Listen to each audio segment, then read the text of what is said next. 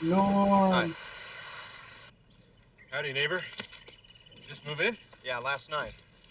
Harold Gorton. Hi, Roger. Roger. Well, hey, it's great to have a new neighbor. Woman lived here before you was nuts. Biggest bitch under the sun. Just a senile old hag, really. Wouldn't be surprised if someone just got fed up and offed her, you know what I mean? She was my aunt. Heart of gold, though.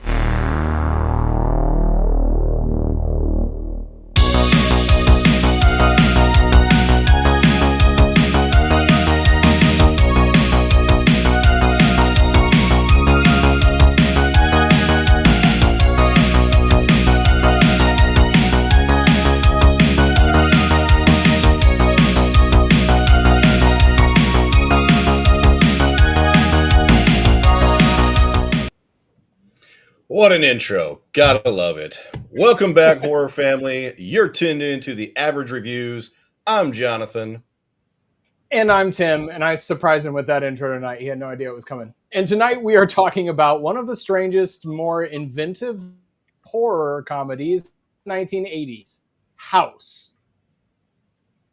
Tonight we are joined by my buddy Rook. You haven't met him yet, but we already recorded a Halloween episode with him and had a blast. Rook, welcome to the show. Hey, thanks for having me back, guys. Hot dog. Yeah, excited to have you. Sweet. So, this one's got everything: haunted house chills, creature effects that belong on heavy metal album covers, and a story that sneaks in some surprisingly heavy themes about grief and trauma. What's wild is this movie came from Sean S. Cunningham. Yeah, the guy behind Friday the 13th Part 2 and 3. And 3 is the one that gave Jason his famous mask. It even stars William Catt, George Wendt, and Richard Mole, making it feel almost like a sitcom crashed into a nightmare. We're covering it now because in 2 weeks, we're diving straight into House 2, the second story, one of my favorites, which is totally different in tone, more of a goofy fantasy horror. It's the perfect double feature to set us up as we gear up for October. Consider this the warm-up lap before we go full throttle into 13 Nights of Halloween. Yeah, and once October hits, horror family, you know what time it is. Going into that 13 Nights of Halloween, where we'll be having that daily release countdown all the way to Halloween itself. This year's theme is folk horror. We're talking Wickerman, pagan rituals, cursed woods, and all the unsettling, earthy, bone-deep kind of horror that sticks with you. So make sure you're along for the ride. We'll be dropping a new episode every single day starting October 19th, and you don't want to miss it. But tonight, it's all about House. We want you in the chat with us, or even if you're catching this on replay, let us know your thoughts, share your own score, and be part of the conversation. And hey, it's always better if you've watched it recently because there's a lot to unpack in this one. So grab your popcorn, settle in, and let's open the door to House. Woohoo! All right. Yeah. Who's going? Johnathan, you want to kick off the chats tonight? You good with that? Sure, I'm good with that. All right.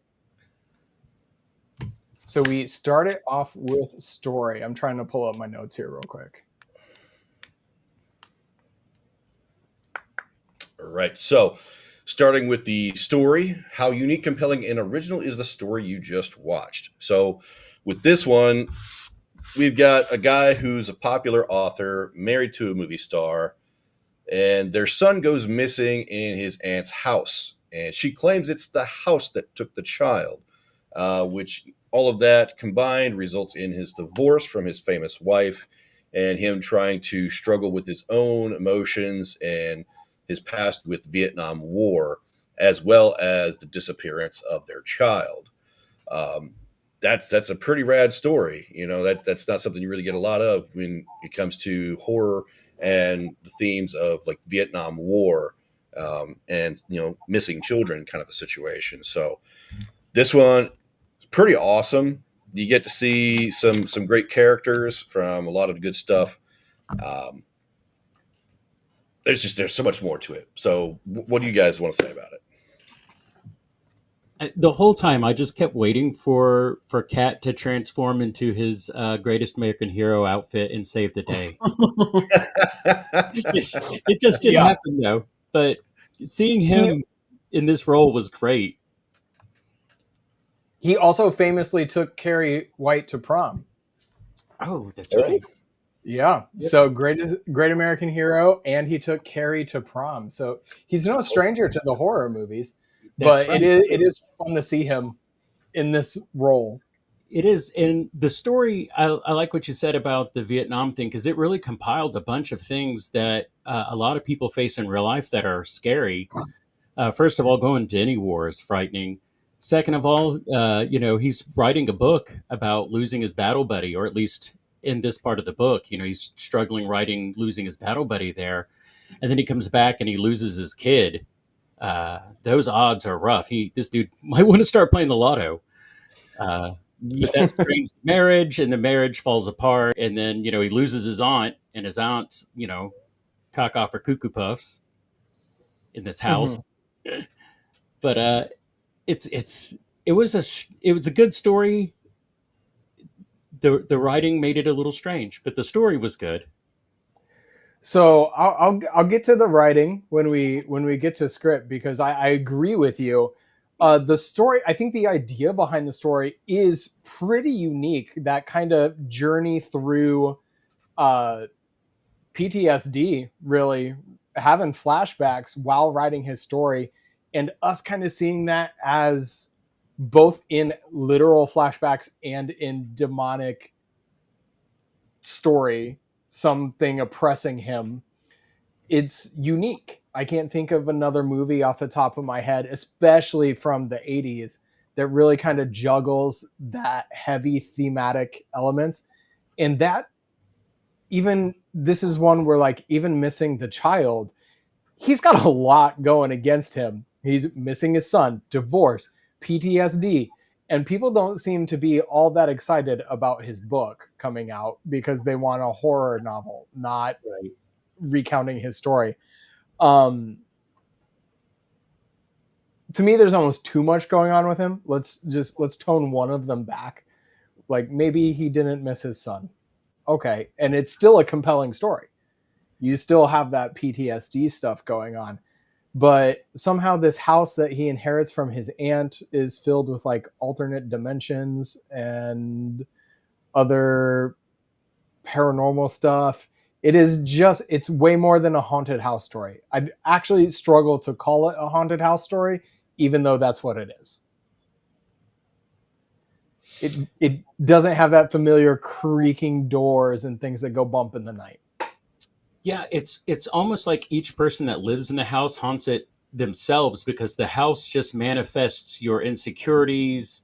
Uh, Mm, it takes control of your paranoia, and it drives you crazy with it. that's a good point. it would have been nice to to get some kind of backstory on why the house is like that, how it came to be in such a situation, especially after his aunt having lived in it so long and it only taking up until she's an old lady for shit to go batshit crazy with her. Maybe they should make that. They should make a prequel, House, the groundbreaking story. Yeah, where we Hey, actually discover where a lot of this came from. I'd tune in. Can we I bring would. That Sean could S. be interesting. Yeah. Cunningham back? Is he dead? I don't oh, think he's dead.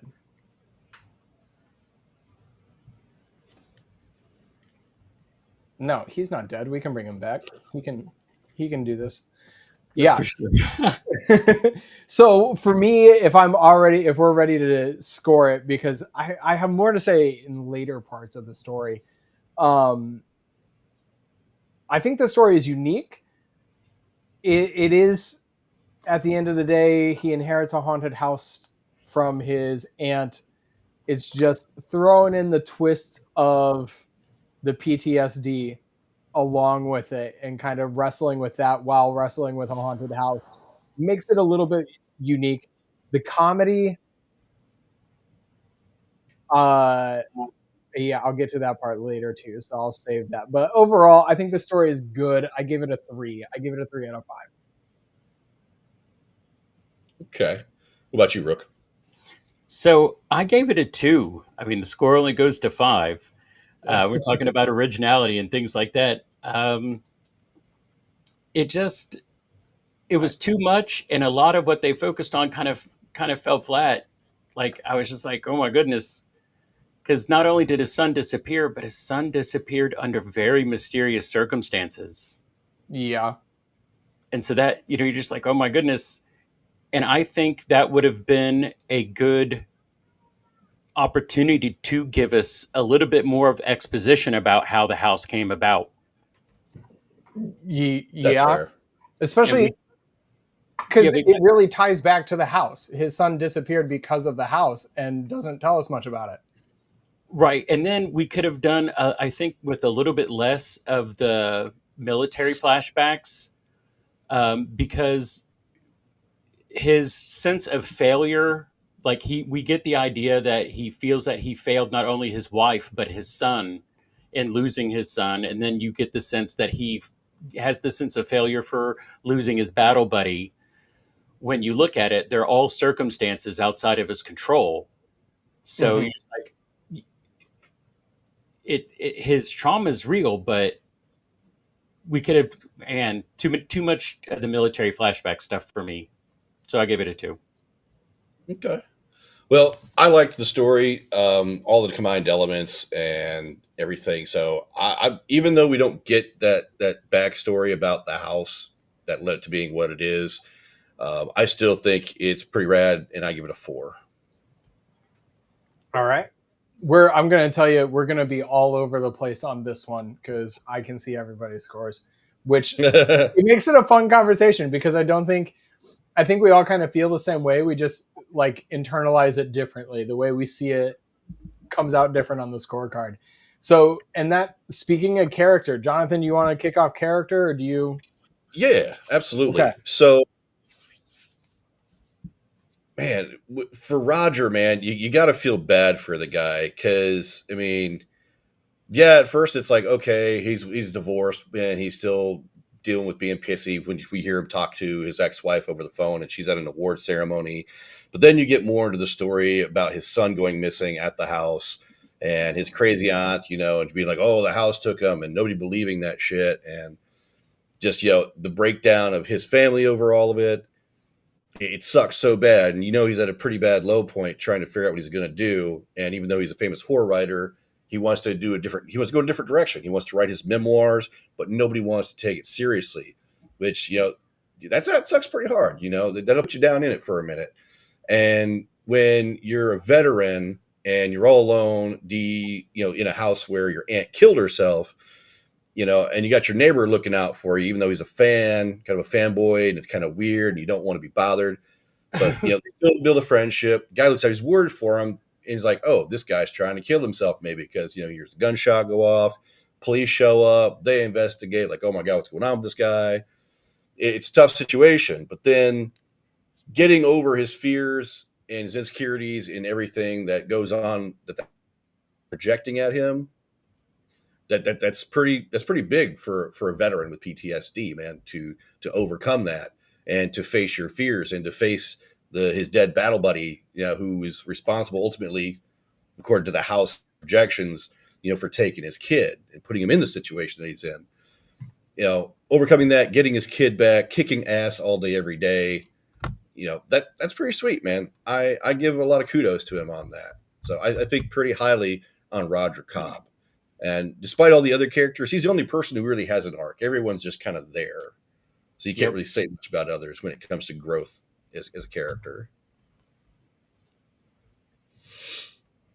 I agree. It was very much a one-person show. He is the only one that has any sort of arc. Because the neighbor is some sort of wackadoodle way out of left field. Who this guy shows up at midnight, doesn't knock on the door, doesn't ring the bell, and is bringing food. Like, hey, I just thought you would like a midnight snack, so I broke into your house. Yeah. Thanks, Norm. Jeez. Oh my goodness, that was crazy. But yeah, he's the Robert character was the only one that that had any sort of movement at all. I like how Norm inserts himself into his business. Like you said, he just shows up at midnight, or he's like, "Hey, I'm calling. I stole your husband's phone book, basically, and I'm calling you, his ex-wife, to let you know something's going on." Like, is that a good friend, or is that invasion of privacy. I mean, he stole property to be able to make that call. It's not like they were on close enough terms to agree to that, but Yeah, I think it's. it's a I little think off. at this point he was justified in his concern. I just don't know that they were close enough for that to be going on. Brooke, did you have more to say about it? I don't Oh want no, to. I think you nailed it down. Just a Okay. very strange neighbor, and I think whoever did the writing for him was just like, oh, he'll just show up with some treats at midnight. I will say, as far as characters go, though, the hot neighbor The hot lady, neighbor. I was kind of pissed off with her, dude. Like, she comes up, oh yeah, she, your aunt used to let me just use the pool whenever, even though she's dead now, I don't really have permission. I'm still gonna come over and do it anyway.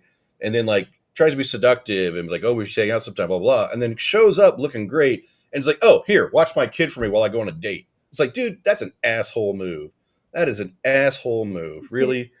I was Yep. going to say that was a great character arc for her because they tease her as like the love interest that's going to replace the ex-wife. He's thirsting after his neighbor hard. The scene in the opening when he's just standing at the end of the driveway staring at her run. Like, I'm like, oh yeah, this is no, can you watch my kid? Thanks, bye. Like, It's I like, do you think, butthole. yeah, Not it's cool. a jerk move of her, but I liked the subversion there. I did enjoy that. I Uh, feel like somewhere there was a dartboard, and they were like, all right, we'll have the neighbors show up at midnight with snacks, and then the hot girl's gonna, oh, she's gonna swim in the pool next door, and then babysit her kid. yeah, That's the plan. And not let the kid die in the house. Yep, and for some reason she doesn't know anything about any of the trouble next door. none. She didn't hear the gunshot go off. She must have been on a date. She must have been on a date. Could have been. As far as Rob's arc goes, I feel like, I mean, he finds his son. I guess he like overcomes the PTSD by facing the soldier zombie at the end. And I think that's less literal than it is kind of the metaphorical PTSD that he's wrestling with, that guilt from his past. What I need to really love his arc at the end is I want to know his book did well. I want to know Right. he finished it. It was published and it connected with people because they set it up at the beginning that he's a well-loved horror writer and people aren't excited to hear his true story. So to see that full arc, I would have liked something past, and a lot of movies at this time do it. They just end like, hey, we got the kid back, the wife showed up, the end. Like, no, that's not really the end based on what you told us. Yeah, give us like a 1 year later and show us a line of like veterans wrapped around a bookstore waiting for autographs. Not only did his book do well, but it's now reached its target community, other veterans that are in pain, Yes. and Yes. join his journey and walk beside him on the page and help guide them through some therapy. No, exactly. I think that would be the thing that helps even seal my enjoyment of the movie a little bit more. It just ends. And I feel like I'll get into it in the script again. We got but robbed. What? We got robbed. I just feel like we are missing, like if we had not focused on the missing son or the divorced wife and just focused on a veteran struggling with this in a haunted house, that's still a compelling and a gripping story. Or how about this? Give us get rid of the hot neighbor. Not really needed. You could have made True. the ex-wife. They broke up, but they have the kid. But it's his turn to watch the kid or something, and she's got to go to these music awards, so she's dressed all sexy and whatnot. And you still have the trouble of a child being in this haunted house Yeah. to be taken. You still That have would've the been better. same exact story Yeah, there you with go. two characters in one, the kid, and then you get rid of the hot chick. But whatever, The wife was not bad looking either, so we Oh, no, could not at all. that still worked out. We still got the hot chick in there. But yeah, I think they tried to do too much with it, and I think that ultimately takes away from his character arc. Not majorly, he still overcomes, like I said. I just wish it wasn't so cartoonish in that like his overcoming is defeating a zombie version of his friend. But I guess that's supposed to be the humor. So I ended up giving the character for this movie a 3. I thought it was a good arc. It's not great, not amazing. I think it's a 3.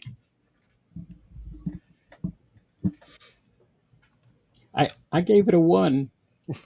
Oh, okay. I love your honesty. That's Well, I gave it a 1 because I know we're going to get into the writing later, but his story arc was good, but his lines and the way everything was delivered, like the director took that actor and could have had so much better out of him, but they settled for whatever we get on screen.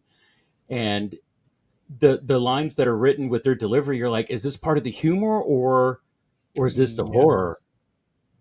It's like, because the lines are just like, when she's just dumping that child off on him, you're like, people don't talk like this. Like, this isn't believable dialogue. I've never even had an experience where someone was trying to force anything like this on me. But I mean, people often don't drop their children off with me either, though. So, not to be watched, It's like, yeah, I just met you, so here, look after my kid for a while. Like, yeah, it's weird. Right, but I couldn't see that happening. Like, I know it's a fantasy show, but give me a little bit, bring me in. Scare me after I'm secure in your little mythos. Give me some familiarity to sink into and lounge back on before you give me anything frightening to look at or psychologically scary to think about. But they didn't. Everything in this film had to be scary, including the dialogue. Yeah.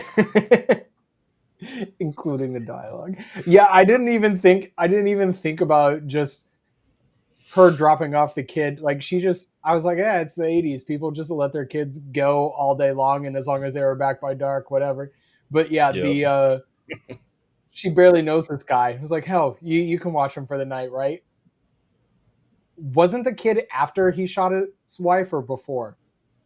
After. Yeah, so he just had that shotgun and all the police showing up at his doorstep, but the neighbor must have been gone all day because didn't phase her at all. Right. Yeah, it's weird. Or she's just so rich that she's blasé about things like that. Police, whatever. Gunshots, a shotgun blast.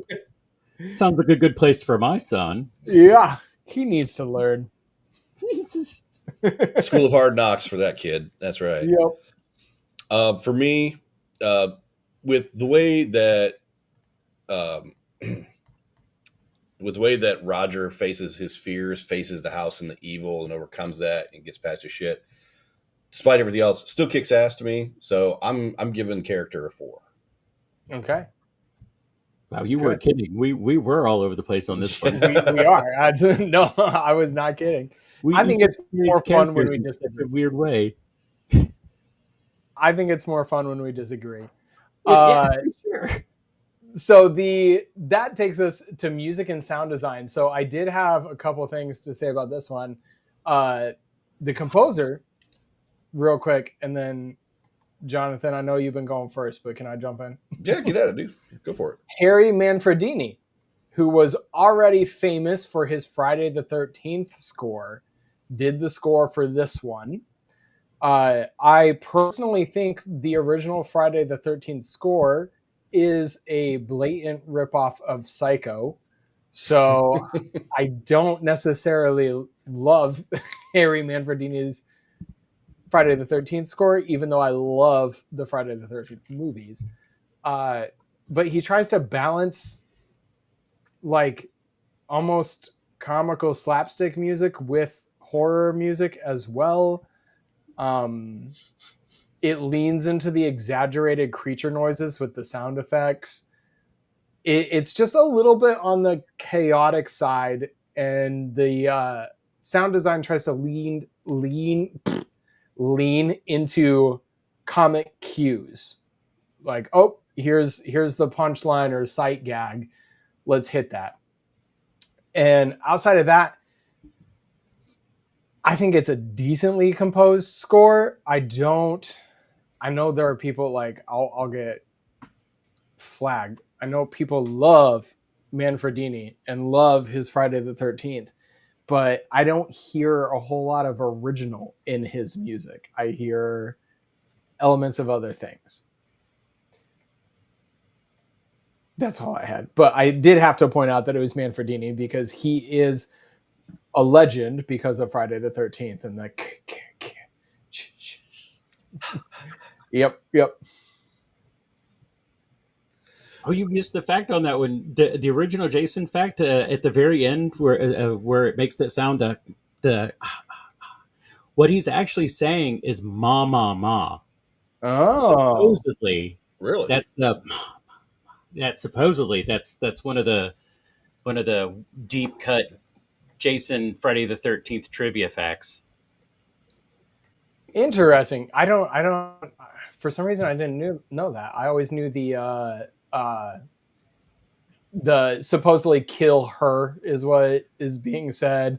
I don't know. Everybody has their, but Ma makes sense based on who the character is. Yeah. But yeah, bro, I couldn't pick the theme song of this movie out of anything. I could listen to 5 songs and couldn't tell you what the theme song was, and the sound effects rough, very rough. I think someone recorded some stuff with a bad audio recorder and just played it over a boombox. Like, it's terrible.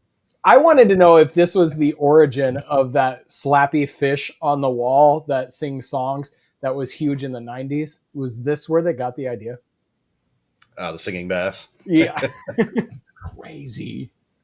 I was hoping for more with that too. It was a swordfish, for God's sake. Yeah. Yeah, it's weird they never questioned, like, why do you have the fish covered up? You know, like, why did the cops never ask anything about that? Yeah, the police walk through and don't question the mangled swordfish on the wall. Or the buckshot in the wall. Yeah. Right? They were so good at being investigative. Yeah. How many times did you clean this gun today, sir? More than you know, buddy. I don't recommend cleaning it loaded. Right? And that's what I meant about the dialogue. He's like, I don't recommend you clean it loaded. Well, on the front porch before you came inside, he just explained to you how thoroughly good he was with guns. Uh-huh. And then here you are going, you shouldn't be cleaning it loaded. So for me, with this category, I like the soundtrack or the score overall. You know, yeah, maybe a little punchy, a little rough some parts, but I think it gave, with the comedy aspect to it being a horror film, I think it suited it pretty well. And yeah, I love the 2 classic songs you got in there. "You're No Good" by Clint Ballard Jr., which is pretty well known, and then "Dedicated to the One I Love" by Loman Pauling and Ralph Bass. Great songs, classics. You know, kind of hard not to like those unless you just don't like that kind of music. And it kind of helps set part of the tone of the film. So I really dig that, you know? So I'll give you credit on they use those songs, but every time he's cleaning up the dismembered female ghost thing and that song cuts in, it feels so jarring. I'm like, where is this song from? It's also, I think it's meant to play for comedy again, to have that song in that moment. But every time I watch it, I forget that song's in there and I'm taken aback when it comes on. So for music and sound design, I gave it a 3. I guess it's because I have a soft spot for those 80s synthy composed sounds. Like it's just comforting background noise for me, and so I like it. So I gave it a good. I'm not gonna sing praises or find this on vinyl, but I think it's all right. It just didn't feel appropriate to me. I was like, none of this is That's fit okay. for horror. What was your score? 0. Oh, you 0. Damn. I didn't enjoy any part of listening to that show. Okay. For me, I liked the sound effect parts of it, especially like the effect they put on the creature woman's voice and everything when she's talking to him and talking shit. I thought that was cool. The creature effects of like the weird skull bat thing that's flying around when he's hanging from the rope through the medicine cabinet in the bathroom. You know, there was some interesting stuff in there. I have a nice appreciation. I love that 80s cheesy shit, man. I'm all for it. So I give it with a 4. All right. See, we are all over. And Rook, don't feel bad for the 0. I don't feel He bad. won't. Okay, good. He won't. It's not my movie. Okay, good. Editing and special effects. So this, Johnathan, you want to take it off? I think this is my favorite part of this film is the special effects. Even though some of it seems kind of like hung by a wire with some of the stuff, like the part where like all the like the tools from the shed are floating around and coming after him and shit, and they were then they're very used polite. to it. I know, right? It's like, no, we're not going to bust this door. We'll just stay confined to this room because you closed the door. Whatever. Yeah. You know, stuff like that. It's fine and all, but like the makeup effects of this in this creature, the bodysuit and everything, like the hands and everything, the way it looks. You know, even when the hand is attached to the back of the kid and he's trying to pull it off. You know, great shit, man. Like, I'm surprised this kid wasn't freaking out even more that some weird shit's grabbing him by the nape of his neck. And he's just like, trying to pull it off, you know. And then watching it flush down the toilet. Still, great stuff. And then you got the weird, big old creature thing that he tells Norm is a fucking giant raccoon that comes out of the closet trying to claw at him. That massive, weird-looking pile of messed up shit, I thought was great, man. I loved it. That's good stuff. Talking about the thing that came out the closet and scratched him. Yeah. Nice. Yeah. That he had Norm. He had his buddy shoot, you know, with the harpoon gun. Yeah, the harpoon gun. Yeah, man, crazy shit, you know. But it's fun effects. It's fun stuff. I love that. I enjoyed the creature his wife became. That the house made her some demonic, like, I don't know, tadpole Jabba the Hutt mix. I don't know. It was weird because she was this demonish toad-looking thing. It's gross. It is. And the skin tone, the pallor. Is the movie trying to, like? I would have liked to seen a more monster manifestation of what he thought of her in his psyche. Ooh. To have that reflect what she, you know, the kind of monster he thinks she is, come out. And I think if we could have seen that, that would have made that, it would have given a little bit more presence to the house, a little bit more malevolence to the house. This insidious thing is in my mind, and it's, you know, it's interpreting how I feel about my wife and putting it out there. It's creepy. So that scene is super fascinating to me because I initially think that is his wife showing up, and the house tricks him into killing his wife. I thought the same thing. Yeah, and I actually think that's a better story. I think that kind of leans into the horror story a little bit more than the happy ending. And because you still don't know definitively until the end of the film if that was her or not, other than I guess the demon hand man, I guess that could tell you, but it's still, to me, I was like, parachute. Yeah, I like the scene when he's got the dismembered body out in the yard and he's talking to the neighbor and the hand's trying to, like, I think that scene's fairly funny. I do enjoy that one. But the creature effects in this are, I did not realize, and I don't believe it's every scene, but I did not realize that, unless the video I watched on YouTube was lying, which is possible, the zombie soldier at the end was mostly a puppet. There are a couple scenes that it's a man in costume, but mostly it was a giant puppet.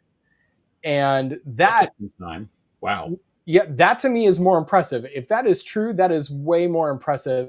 When he's knocking at the door, I definitely see the mouth of the person in the costume moving. I can see that.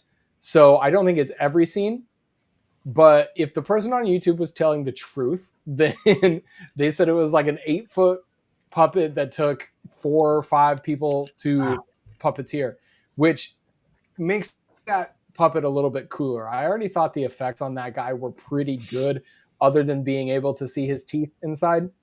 Man, had I known that, I would have Inside behind the row of fake. I maybe scored it had I known about the giant 8-foot robot or puppet. That's Yeah, great. you're allowed to modify. Yeah, you're allowed to modify those scores. You can change it anytime. Well, hey, they don't put that information out there when you view it, so it's getting the honest. No, they don't. They don't. But it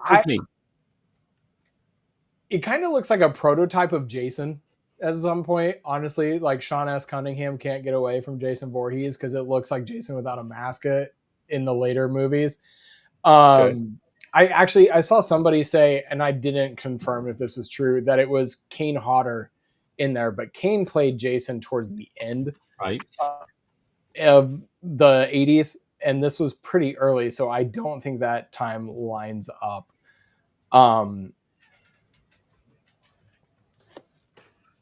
Actually, I'm checking, but the wife demon is my least favorite demon. That's my least favorite one. She's so gross looking. She's so like the purple and red, and like, oh, she's garish and gaudy. And I don't know.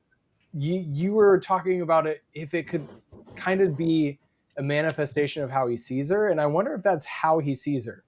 Maybe. Yeah, purple and red are the colors of love and lust. So love, lust, and he just sees her as this gaudy, like overly made up wart, basically. Oh, yeah. Which, or like a weird beauty mark. Yeah, like, Yeah. Which is telling. The weird, like, in the dimensional portal, and you have those bat flying things, and I'm like, that just reminds me of like weird fantasy movies from the time period where we had those effects that didn't really do anything for me. But the editing in this is, let me find my note. The editing in this was a little bit more. The editing was kind of disorientating. And I want to say that's on purpose, because the house is supposed to be disorienting. Okay. But I can't say for sure, because it's not like executed to the level that I was like, that's what they're going for. Maybe like the pioneers of this effect. Maybe, possibly they're just getting into this, because I could kind of see it now, what you're saying, but I didn't, when I'm watching it, I don't see these things. But now that you mention it, I'm like, okay. Yeah. That's one of the things we like to highlight, is that talking about the movie with your friends, we miss that in today's modern day and age when everybody streams in the privacy of their home. But talking about whatever you just rented off the shelf with your buddies usually improves what you just watched. That's what we try to do. But yeah, I think the editing is meant to be a little disorienting, because there are moments that are very kind of classically edited, almost sitcom level of editing, like we see with that early scene of Norm. I'm just calling him Norm, and our main character standing in the lawn. That's very classic. But then if we go inside the house, things get a little bit weirder and choppier, and you don't always follow exactly. It definitely does give you two sense of environments. Things like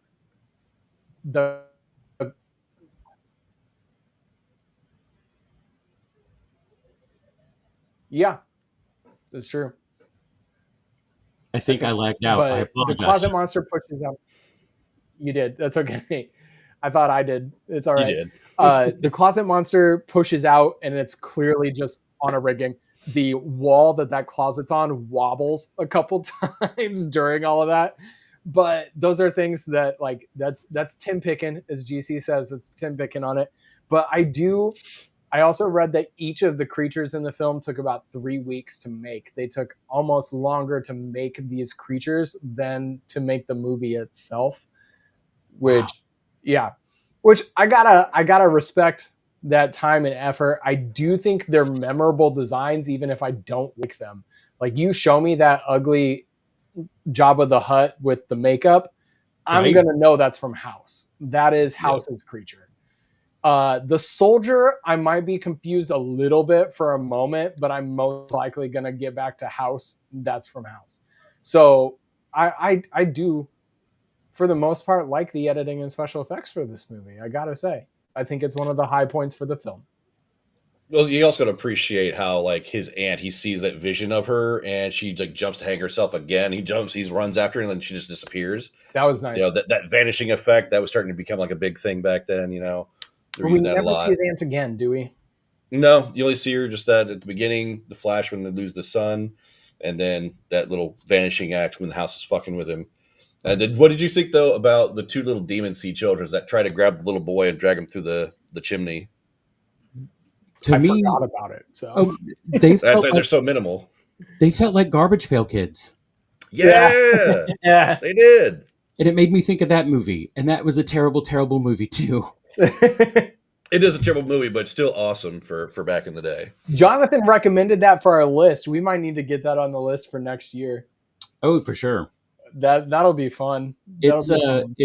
it's not meant to be horror, but it can be scary. That's what I've If heard. you're a little I've kid never- watching those figures, yeah, it'll mess you up a little bit because they are fucked. But I like that the kids seem perfectly fine after being abducted by two Garbage Pail Kids and drug up a chimney. Right? So odd. He was Nothing, like, kids "Oh, not my gonna be mom had a traumatized? great time." nothing So weird. traumatizes 80s kids, man. They're That's tougher. true. They're tougher. We're tough. We're tough. Yeah. Tetanus shots? What's that for? All right. So are we ready to score that one then? Yeah. Oh, sure. I am a 4 on the editing and special effects. I think they did a pretty great job. Oh my goodness, I swung a 2. Hey, that's one of your highest.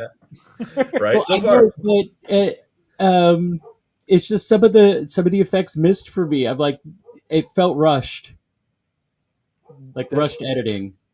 That's fair. For me, just because I love my 80s cheese, man, that I'm a 5 on it. All right. All right, Johnathan. Okay, so the script, here we go. Here we Oh, go. Time to Tim pick. Time to Here Tim we pick. go. Here we go. Time Yeah. to Tim pick. So the original script, I don't remember who the original treatment was by. I can probably pull up the IMDb here and see. It had 2 writers. Two people worked on this. So the original story was Fred Decker wrote the story, I believe, and it was much darker than the movie we got. And so the bones of what we got, the PTSD and the haunted house and all of those elements, were much darker in the original screenplay. And then Ethan Wiley comes along and rewrites the screenplay, inserting all the humor. Oh, he got wily about it. Ah. Oh yeah, stop it, Rook. I can hear it now. Yeah. And so that is ultimately, I think, to this film's detriment, because I think what we got is disjointed. I love a good horror comedy. One of my favorite movies of all time is The Burbs. I kind of think that movie is just about perfect. I think it's so good. But that is really sharp dialogue and writing and sight gags and really clever stuff that requires you to pay attention. This, I don't know if it's just me. I laughed twice. One of them is the opening scene when he's like, the old hag somebody killed, beautiful soul. Like that it's an old joke, but I still laugh every time. So there is that scene and the scene talking to the neighbor as she gets out of the pool. Those are the only 2 times I find it funny. There are other times in this film when, so like the scene when he runs out of the house in all of his gear and runs out onto the lawn, is looking back in the house kind of horrified, and Norm walks up and is like, "You all right?" And he's like, they shrug it off, and I don't know if that's meant to be a joke or if this dude is experiencing a flashback, and it's one of those that tonally doesn't work for me.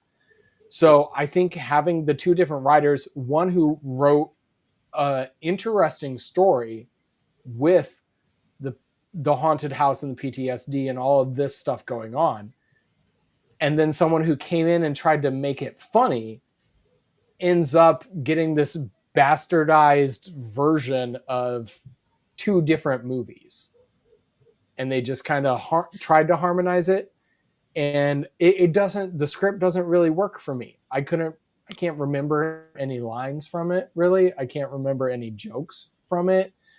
I think one of the best scenes in the film is that flashback of when his buddy's asking him to, and he can't do it, and then he gets dragged away into the woods. I think that's one of the best scenes in the film, because it's gut-wrenching and it's kind of heartbreaking. And that, to me, is like, that's probably what the original story was. And then we put in a bunch of jokes. So I do think the police scene coming through the house is pretty tense. I think they did a decent, I mean, whether they behave realistically or not, there's a body in that closet. And I'm waiting for them to get suspicious of it. Oh, but I think the script is where I have to come down on this movie. I think that is the weakness of this film, is the disjointed script. I agree. It's crazy. It felt like, I agree. It felt like they put stuff in a blender and kind of patched it back together in some sort of Frankenstein script. There are parts of that probably should have wound up and stayed on the editing floor. I'm just like, why is this here? What part of this vehicle does this serve? Like, what's happening? But like the cops having coffee in the house, like, no. To protect and serve. They rolled up on a house with a guy with a gun, for God's sake. And they're like, oh, I'll come in and have tea. And just like, yeah. No. And so for me, that goes to the writing, and it's just, again, it's hard for me to be immersed in your world when, yes, I agree this is a fantasy horror, but unless you give me elements to immerse myself in, you're not going to scare me, because I'm going to be aware the whole time of just how not real all of this is. Mm-hmm. And if you constantly remind me in your movie, through your dialogue and writing, that this is not real, it's never going to be frightening. And it's not even going to be funny, because I mean, the written jokes are like really dry. It's just very missed for me. Like, I don't know. Give me some dicey dialogue in a horror movie. I don't think you're wrong. You said something I wanted to comment on, and I already forgot it. So, Johnathan, go for it. So I get where you're coming from with the whole police thing, but you got to take into perspective a little bit here that one of the cops kind of recognizes him, or already knows who, like, was, they finally recognize, oh, he's this famous author. Okay. One other guy knows that his son went missing in that area. So there's that sympathetic angle to it. And then they show up at the report of a possible suicide attempt, and they come upon this guy who's in his battle fatigues as a veteran. So there's that sense of concern that even though they're coming in for coffee, it seems a little hacky, maybe it's a bit of concern to just make sure, kind of a wellness check, stick around for a little bit, just look around, make sure there's no other dangerous elements that would indicate that he may actually try to lead to self-harm. So, okay. I like to think about that a little bit. That's a good spin. I like that you put that spin on it. I'm going to adopt that. I like that idea. The police doing wellness checks. I like that idea. Which is not a thing that was really popular back then. Like that was not like wellness checks weren't really a thing with police back then, as far as I could tell. So I think if we rewrote a little bit of this movie today, maybe one of the cops could be a veteran himself and maybe empathize and look at his partner and go, hey, maybe we should stick around and make sure this guy's really okay. Let's maybe have some coffee with him or whatever. I would have liked to see that dialogue. Yeah, that could have been a little bit better for the script. That's already an improvement. The Johnathan brought it up too, and this was the part that I had to get back on the script and Tim pick on the script. The way he finds his son. Nobody questions it. You don't get any room to question it because there's no aged. Like, Yeah, how his if son somebody doesn't goes age. missing? Who's feeding His him? son you apparently you don't age in this alternate dimension, and your ex-wife is just accepts it. Oh, you found him. I'm not gonna ask, Yep. like, should he be 10 now? Was Did he he spoil 4? himself? He's not Like, emaciated. His clothes are clean. He's totally intact. Like, All of was his it teeth are last week? there. You know, he's been so traumatized. He hasn't lost any hair. Yeah. There's none of the physical alterations that fear has upon you. His son doesn't have white shocks in his hair or anything like that. Nope. All of his teeth are there and all that. Nope. He's just in great health. No scurvy, no nothing. Yeah, he's basically like went swimming, was exiled to the Phantom Zone, and then his dad goes through was it the bathroom mirror? Was that this yeah, time? the mirror in the Yep. medicine cabinet. Yeah, he climbs through the mirror in the medicine cabinet in the bathroom and like, oh, my son's been behind this medicine cabinet the whole time. Never thought to look here because he saw it in the painting. Well, Yeah, and I there's know, some right? dinosaur, isn't there? There's some roaring dinosaur monster that's It is. eluded to be there. I'm like, how come the dinosaur's not eating any of these troops? Yeah, see, this is where I really am getting mad because I feel like the son didn't need to be in this story ultimately. And while I hate to be like toss out the kid, we don't need it. We don't. The real story here and the more compelling parts of the story, because we spend far more time with it, is the PTSD, the Vietnam stuff. It's true. It's true. And even the ex-wife, who we could have had the ex-wife leave because there was something going on. He wasn't. Well, he couldn't handle it. Yeah. Yes. He didn't know how to fit in a normal life. Yes. He couldn't adapt when he came back, and they tried, and she had to go away. And just dealing with that PTSD, shoehorning this, like we get that scene, we get a scene early, we get a scene swimming, and then we get the son again at the end. And outside of that, there's not really that much to it. It doesn't do anything for me to make me care for our main character more, even. And that to me is a major problem with it because I don't feel bad for him that much. You know, Where are we writing this movie right now? Get some paper out. Let's get some I was napkins just and thinking stuff. that, dude. We're writing this. I think there is a great story here. I wish I could see that original script from Fred Decker. I wish I could see what he had planned, but instead we got the rewritten Wiley version. We should see if we could email around and see if anybody would gift us a copy of that, if it exists. Like, I'll take even a Xerox copy of it. Like, I'll take spy camera fish film over it. Come on, dude. Yeah. So Fred Decker is known for, he wrote The Monster Squad from 87. He wrote Night of the Creeps. He wrote RoboCop 3. I don't know much about that one. No. He wrote some episodes of Tales from the Crypt. Okay. But he wrote Godzilla 1985 apparently. So Wait, Matthew Broderick? no, 1985. Oh man, I don't know the Godzilla films. I'm sorry. Nope, that's okay. Godzilla Broderick was 99. Okay. Because I was 10 and was obsessed with that film. But he's got, I mean, Monster Squad and Night of the Creeps are pretty well-known films. And this one, Love Monster Squad. Yeah, this one I feel like he had some good ideas. Good ideas. But okay, talking about the script a lot. My score for the script, I'm actually coming down because I got mad about the sun. I got mad about the sun. I'm giving it a 1.5 because the humor doesn't land and there is too much plot for something that doesn't need it. The humor doesn't work for me. I don't need the son, barely need the ex-wife, don't need the neighbor across the street. Focus your story. That's my complaint.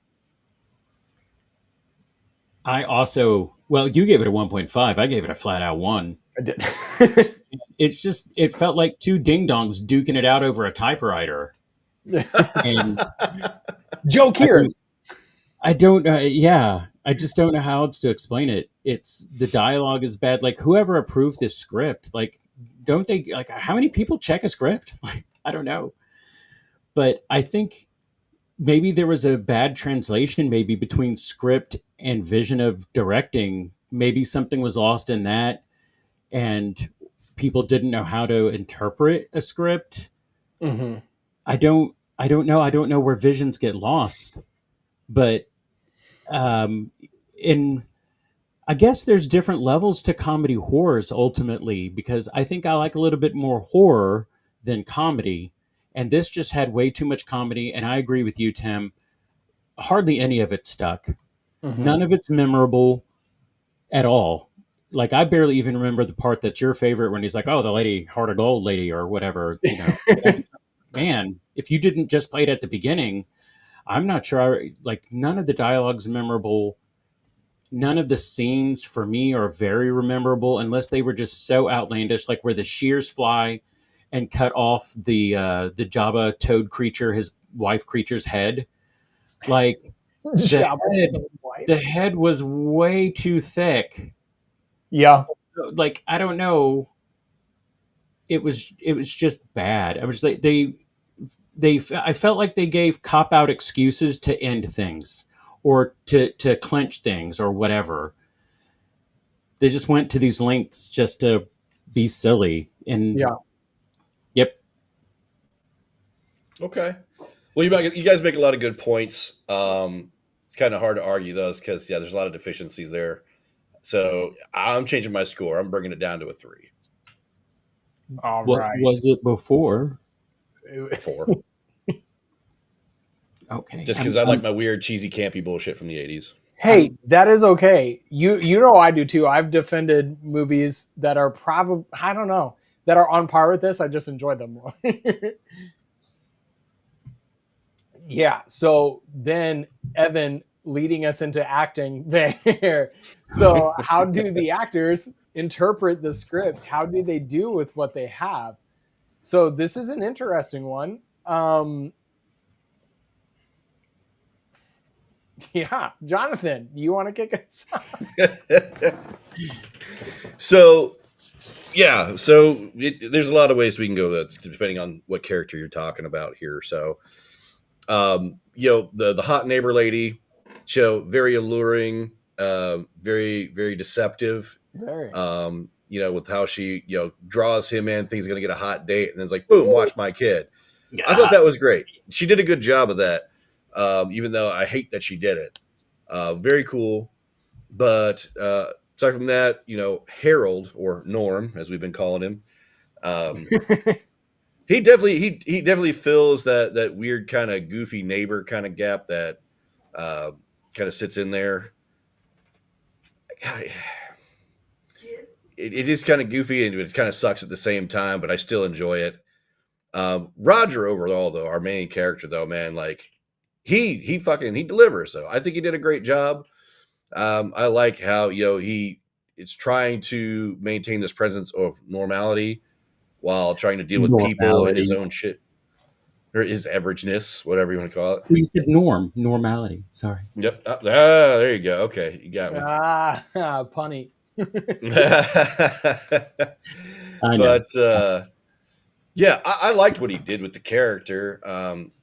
I think he did a great job in even the cops as side characters, were serious, tried to have that sense of concern a little bit there. Meh. That's all I can really say about it. I don't know. I don't feel like I can get too in depth about it. I did not enjoy any of the acting. Not even a little bit. None of them. I felt like they were people that tuned in for a paycheck. I don't think anybody, like even the guys that were being cops, I don't think they didn't move like cops. Like, I don't know. I just felt like people were just kind of, all right, we're here to make a movie. And I don't think anybody paid attention to their role. Maybe Kat, the Robert character, like that. I think he did well, but he was on the whole time. Like there was hardly a time that character wasn't in frame. So of course they really developed that. Like again, he's the only one that has a journey, but these other characters, every single one of them fell flat. And I think his journey could have been so much better. The redemption definitely could have been so much better had we seen real struggle, had these people actually acted. Mm. Like, I agree with you, Tim. I thought about it when you said, hey, let's remove the kid and see what that does. It made me think immediately, let's increase his PTSD from the war. And they broke up because she got pregnant and he was afraid that he wouldn't be good enough for both of them. Mm. Now, see, I mean, we could have cranked that up, and then you have that acting there because we could have had flashbacks to tender moments, and then the discovery of her being pregnant and all that, and then him having the fears of losing that child, like he lost his battle buddy, or losing them both Yeah. to terms that he doesn't have control over. And we could have seen that, and that could have given so much more depth to the characters for acting. But I think the actors had a hard time portraying these characters because I don't think there was much written for them. And I don't know if back then they really fleshed out characters the way they do today. Yeah. So I have a hard time disagreeing with you. I feel like the neighbor is like, he's just there. His performance doesn't steal the show for me. I'd almost rather this just be a straight Abbott and Costello. You have your straight guy and your comic guy. Like, let's do it that way. But I go back to that scene of our main character stumbling out of the house in his fatigues. And I don't know still if that is supposed to be a funny scene or a traumatic scene. And I think part of that goes onto the performance of he delivers a funny scene, but there was nothing about that to tell me that that should have been funny. So I'm at a loss on that. The police didn't bother me. The neighbor did exactly what I needed the neighbor to do. So I wasn't upset by her performance at all. I actually think one of the standouts is the ex-wife. I think she's pretty believable in most of her scenes. She's not given a lot, but right. I get this impression that she does miss him. There is this sadness. She bothers to call. Yeah. Yeah, there is this sadness to her when she's there that, like, she cares. This isn't exactly what she wanted for her future. And so she's worried when things are going wrong. She shows up, she bothers to call, And I did like, and this goes probably more to direction, but there's that scene when she calls and he turns on music and fakes hanging out with his buddies to show that, like, he's doing okay when he's clearly not. And that's very subtle, just choice that I'll give credit to the director for. But I think the ex-wife is the standout of this film. I wish our main character gave me more of an idea of when something was supposed to be funny versus when something was supposed to be story. So I was generous. I was generous on this one. I gave the acting a 3. I thought it was good. I debated going to 2, but I think 2 to me is okay. And I think it's mostly okay, but I think it's also not so bad it hurts me. So I ended up with good. I gave it a 1. No surprise. For me, I'm a 4 on it. All right. So I just laugh. I don't know if Rook, did you see? I don't know if you see the guide that I put on, like, what scores mean to me, and that's what I just put on there for people who ask. So, like, in my head, it goes 5 is perfect. I couldn't ask anything more from it. 4 is great. 3 is good. 2 is okay.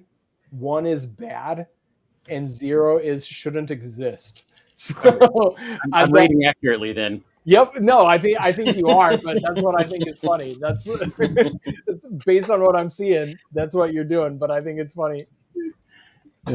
My dogs keep trying to open my door. It's hilarious. So let's talk about the direction from Sean S. Cunningham. Well, I am going to have to alter my score because when I saw direction, I thought it meant like direction of the film. I wasn't thinking at the time. Oh, okay. So, yeah, there's that. Interpret it as you will. That's okay. That's okay. We can alter the score. So the direction of the film, Johnathan, you want to take it off? Or sorry, I said Cunningham. It's Steve Miner, not Cunningham.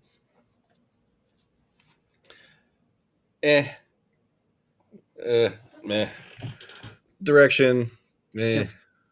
Favorite category. Yeah. Well, one of you guys go. I hate talking about Okay. direction.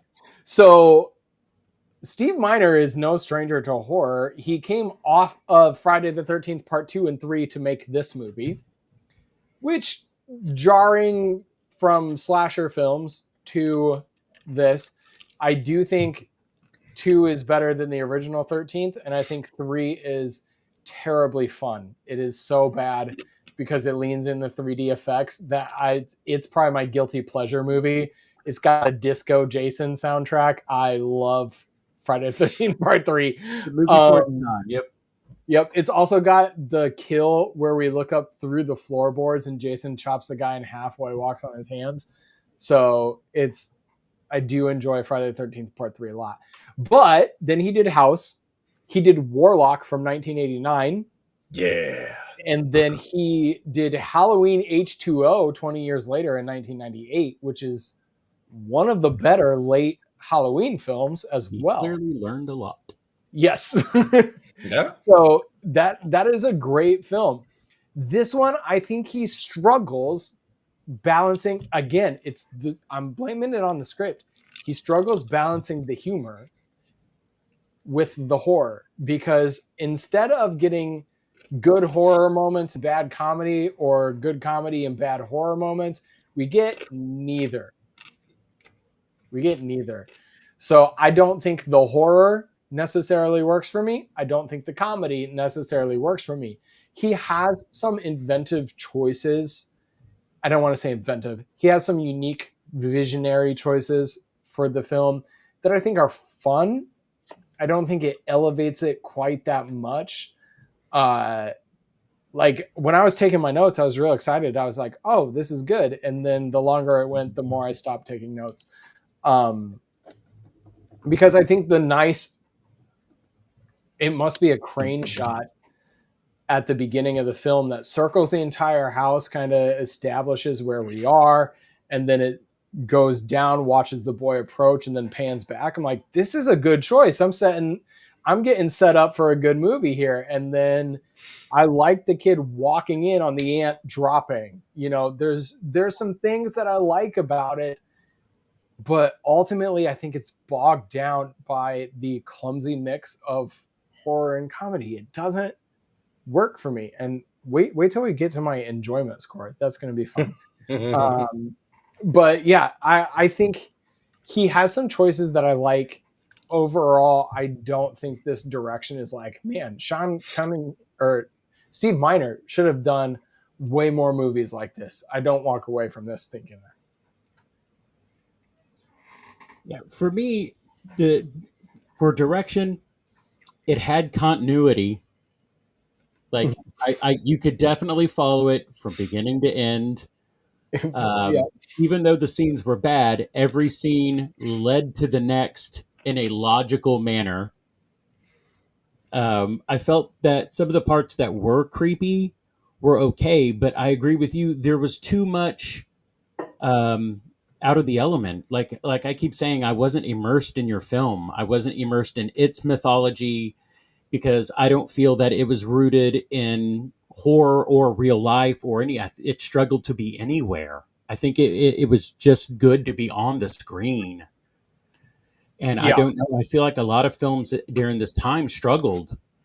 And I think maybe a lot happened behind the scenes with this film that we're just not hearing of, or something somewhere, because the directing is so bad. But I do feel that it is a compelling story from beginning to end. It tells a whole story.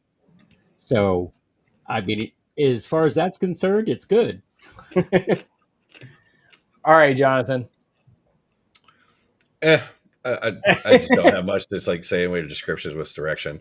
Sometimes I can get my head like around the details I want to try and coordinate, but not so much on this one. So I don't really have much to say on it. I feel like we're just pooping on a movie Jonathan enjoys. Do what you gotta do, man. Do what you gotta do. I was excited to do this one. I'm excited to do part 2. And I'm way hyped for 2 because 2 is one of my favorites, and it's Right. definitely a great sequel that's way better than the original. So when we get to that movie, I'll definitely have way more to say in that one. This was just a base like for me for the franchise. What I remember of 2 is that it leans harder into the comedy. It is more of a comedy with spooky elements. Like, And you get another Cheers member Yeah. in 2, which is this thing's fucking hilarious. Ted Danson, right? No. God, what was the mailman guy? God, fuck, what was his name? Cliff? I think that was it. Yeah. Oh, Peterson. okay. I don't know the actor's name. I think it's Cliff in Cheers. Oh, okay. All right. Well, so then our scores for direction, I gave it a 2. I think it was just okay. I think he did an okay job on his direction. I gave it a 3, but I'm going to come down on a 2 to a 2 now that I All right. have a better understanding of. I was like, because it says direction, and I was like, oh, direction, like direction of the film. That makes sense. Okay, look at me go. I think I was scoring this one in a rush, so I hated it at a 4, but I meant to do a 3 on this one. Okay. He's trying to admit now that I don't really like this film. I'm kidding. Okay to like it, John. You can love it. No. This would be This is your like I said. house. This is a base like. Number 2, I really love. I could tell you pretty much that entire movie from beginning to end if I had to, because I love number 2 that much. So just saying. Wow.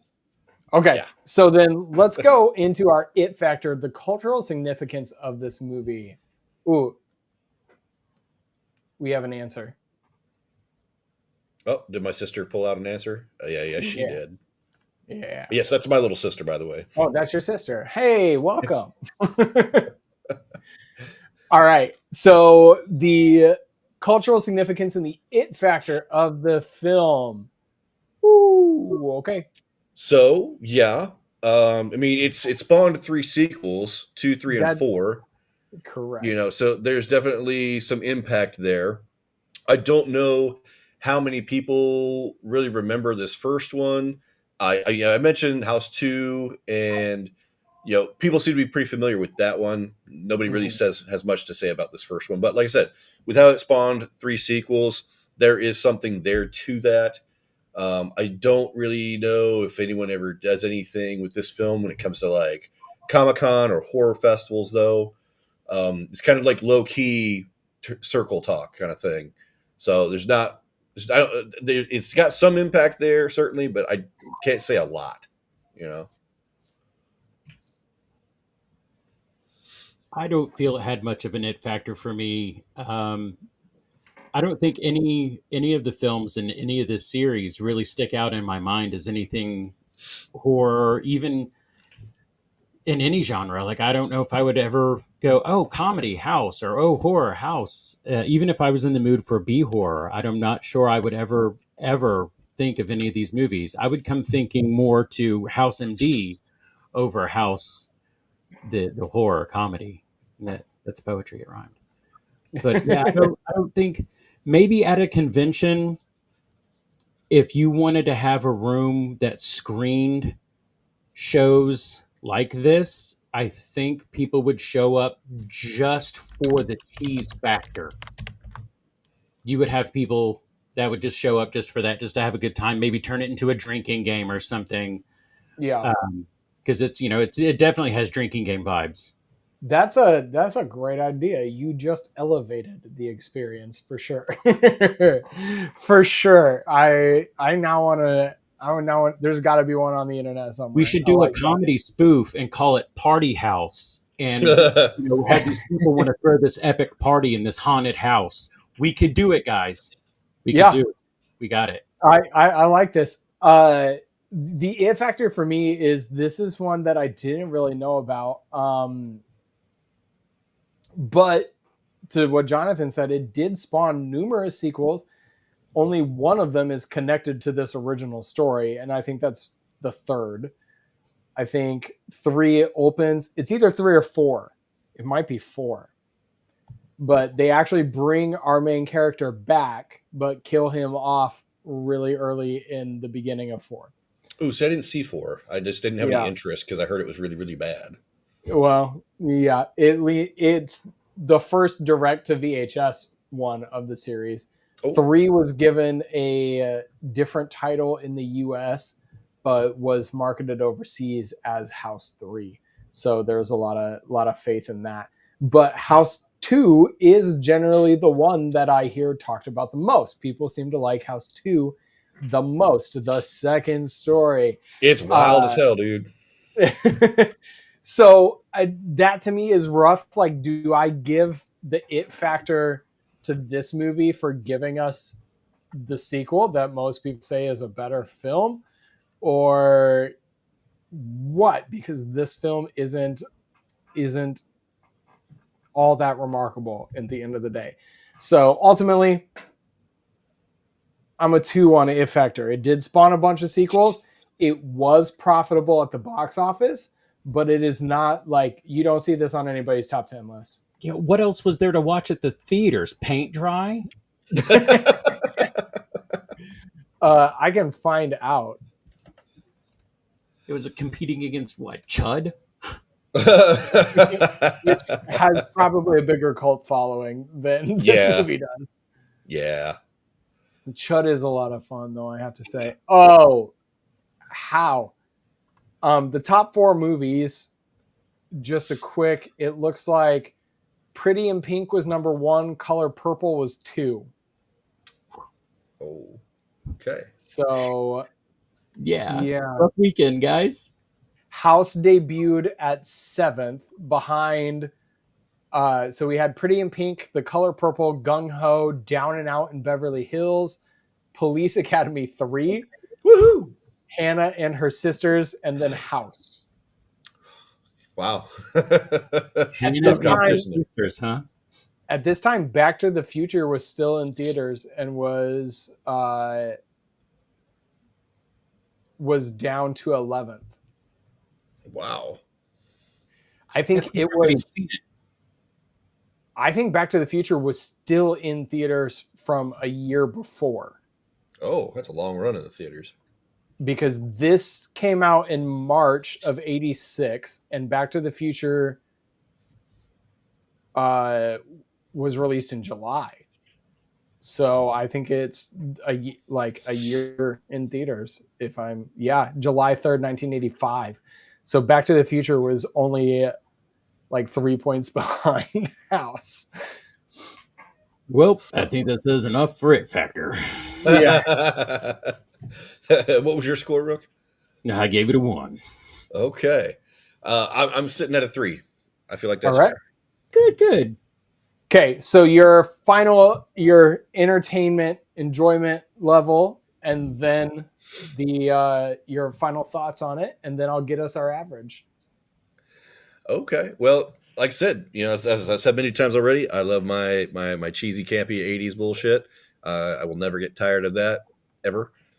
So despite this only being a base-like and the sequel being way more enjoyable for me, I still like this one a lot. And so I'm sitting at an 8 on this one. Wow. Yeah. Come at me, bro. Come at you. Oh, so I didn't hit this category so hard. Overall, when I sat and thought about the film that I watched, I wasn't necessarily disappointed with my time. I was entertained. Compared to some films today, this film was marvelous. I like that. Overall, at the end of the day, I came down in the middle. I actually gave it a 5. You got what you saw in the advertisements. It didn't overpromise, and I think you got it. And I don't think you would be wasting your time watching this film. I just think you could watch better. Mm-hmm. But overall, I wasn't going, I want my money back or I want my time back. I was just like, hey, this was somebody had a good time with this project. It went well, I guess. I think that's super fair. I'm not all that different. I am at a 6. I know I crapped on some of the points of the movie, but overall, I think this is a fun, like, throw it on in the background around Halloween time film. It's got some good decent creature effects, I'll say. It's got the haunted house vibes. It's got the 80s atmosphere and the synthy score. The things that I look for in background films, this movie has plenty of.